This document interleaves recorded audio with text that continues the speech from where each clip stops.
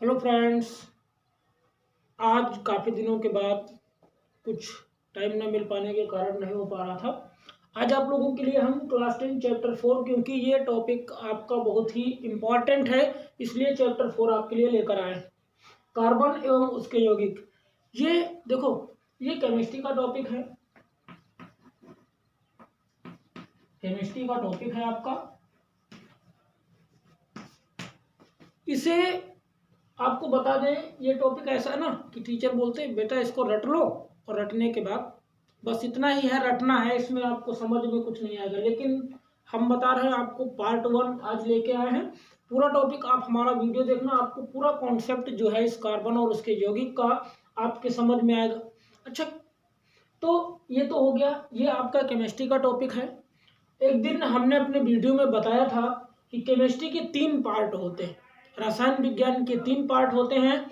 Organic chemistry होता है, inorganic chemistry होता है और फिजिकल केमिस्ट्री होता है। तो ये आपका जो है ये ऑर्गेनिक केमिस्ट्री का पार्ट होता है।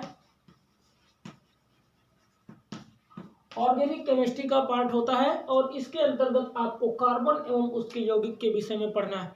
अच्छा, गेस करो कि इतने सारे तत्व हैं। हमने आपको तत्वों की सारणी भी याद कराई है कि किस तरह से तत्व याद करना है आप लोगों को। तो कार्बन ही क्यों लिया गया? इतने सारे तत्व होने के बावजूद कार्बन को ही क्यों लिया गया? ये भी एक प्रश्न है कि कार्बन, आखिर कार्बन को क्यों है? और कोई, क्योंकि नाइट्रोजन तो 78% पाई जाती है, नाइट्रोजन को क्यों नहीं लिया गया? और ये तो आपको बता दें कि भूपर्पटी पर, पृथ्वी की ऊपरी सतह पर सिर्फ 0.02% ही पाई जाती है, कार्बन पाया जाता है। वायुमंडल की बात करें तो 0.03% पाया जाता है। फिर भी इसको हम चैप्टर के रूप में पढ़ रहे हैं। तो चलिए स्टार्ट करते हैं अपना वीडियो। पूरा ध्यान से समझना है आप लोगों को। तो यहाँ पर कुछ बातें लिखी हुई हैं। कार्बन लैटिन भाषा का शब्द है जो कार्बो से लिया गया है। कार्बो का मतलब कोल होता है, कोयला होता है। प्रतीक सी है कार्बन का, और परमाणु संख्या या परमाणु क्रमांक ये आपका 6 होता है। इतना कॉन्सेप्ट समझ में आया। संयोजकता 4 होती है। अब वो कैसे होती है वो हमने आपको पढ़ा रखा है। चलो देख लेते हैं एक बार फिर से, काफी समय हो गया है। तो संयोजकता क्या होता है? हमने बताया था किसी भी तत्व के बाह्यतम कोश में उपस्थित इलेक्ट्रॉनों की संख्या ही उस तत्व की संयोजकता कहलाती है। मान लो हम इस तत्व का इलेक्ट्रॉनिक विन्यास करेंगे, देख लो इलेक्ट्रॉनिक विन्यास। कार्बन का परमाणु क्रमांक 6 होता है। इलेक्ट्रॉनिक विन्यास करेंगे तो 2 कामा आएगा 4। बाह्यतम कोश में कितने इलेक्ट्रॉन हैं? 4 हैं। तो हमने बताया है कि किसी भी तत्व के बाह्यतम उपकोश में उपस्थित इलेक्ट्रॉनों की संख्या ही उस तत्व की संयोजकता कहलाती है, अर्थात इसकी संयोजकता कितनी होगी? 4 होगी। अब ये भी एक विषय है, ये 4 इलेक्ट्रॉन त्यागेगा क्योंकि प्रत्येक तत्व अपना अष्टक पूर्ण करना चाहता है। तो शुरू से देखते हैं, कार्बन के विषय में बात करते हैं। तो कार्बन एक ऐसा तत्व है जो बहुत सी चीजों में पाया जाता है, बहुत सारी चीजों में पाया जाता है कार्बन, और इसके लाखों तत्व बनाए जा सकते हैं, एक नहीं कई, क्योंकि कार्बन ऐसा तत्व है जो सभी के साथ जुड़ करके, क्योंकि इसकी संयोजकता पूर्ण नहीं है, और तत्व रिएक्शन वही करते हैं जिनकी संयोजकता पूर्ण नहीं होती है, या जिन तत्वों के पास इलेक्ट्रॉन उनके अष्टक से ज्यादा होते हैं। और जिनके पास अष्टक पूर्ण होता है, ना ज्यादा होता है ना कम होता है, वो निष्क्रिय कहलाते हैं। वे तत्व किसी भी तत्व के साथ संयोग नहीं करते हैं। इतनी बात आपको क्लियर हो गई।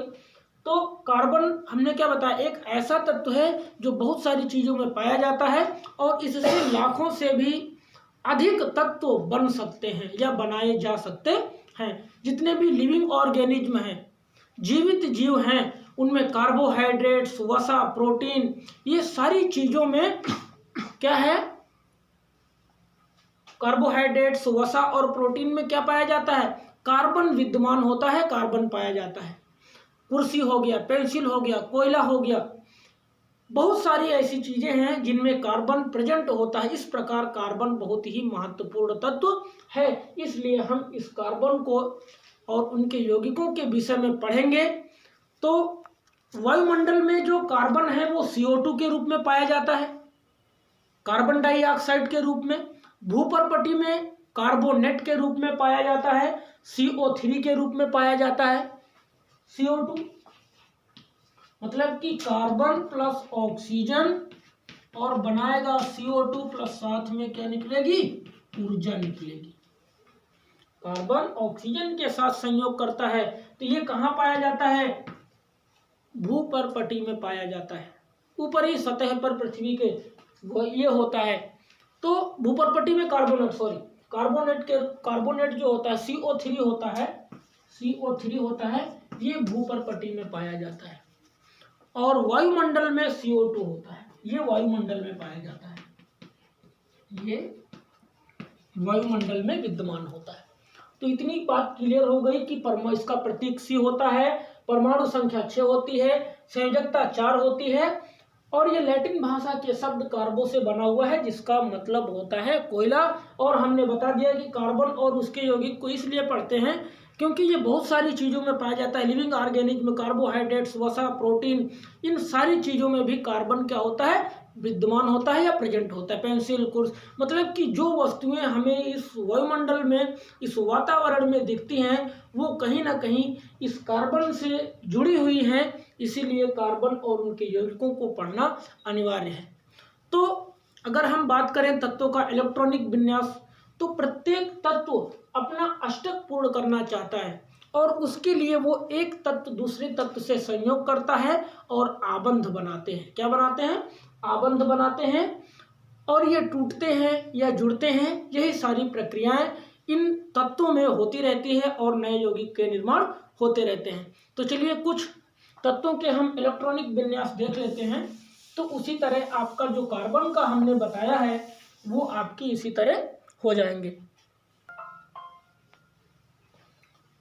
तो इतना कॉन्सेप्ट आपका क्लियर हो गया है। अब अभी हमने बताया कि तत्व एक दूसरे से आबंध द्वारा जुड़ते हैं या टूटते हैं, और वे आबंध कौन से हैं उनके बारे में हम चर्चा करने वाले हैं। तो ये तो आपको क्लियर हो गया कि ये हमारे केमिस्ट्री का टॉपिक है और ये ऑर्गेनिक केमिस्ट्री का पार्ट है। ठीक, तो जो आबंध होते हैं वो ओनली 2 टाइप्स होते हैं,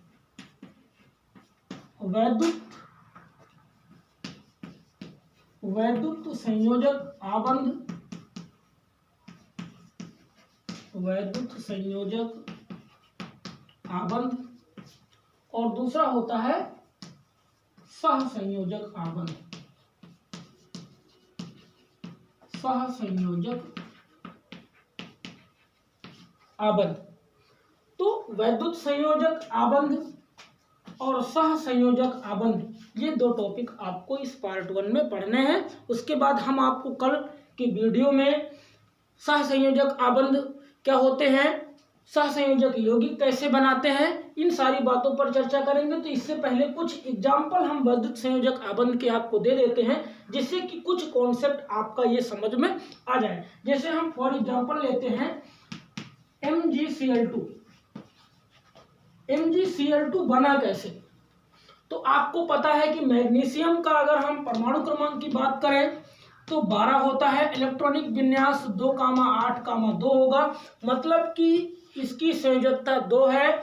तो Mg पर बनेगा 2 अधिक है, अष्टक से 2 अधिक है तो +2, और उसके बाद क्लोरीन का होता है परमाणु क्रमांक 17, तो 2,8,7, एक इलेक्ट्रॉन अष्टक से कम है तो क्लोरीन पर होगा -1, तो ये गुणा होगा, तो इसका जो आवेश है Mg पर आएगा तो कुछ नहीं होगा और ये Cl2 क्या हो जाएगा, इसीलिए ये बन गया MgCl2।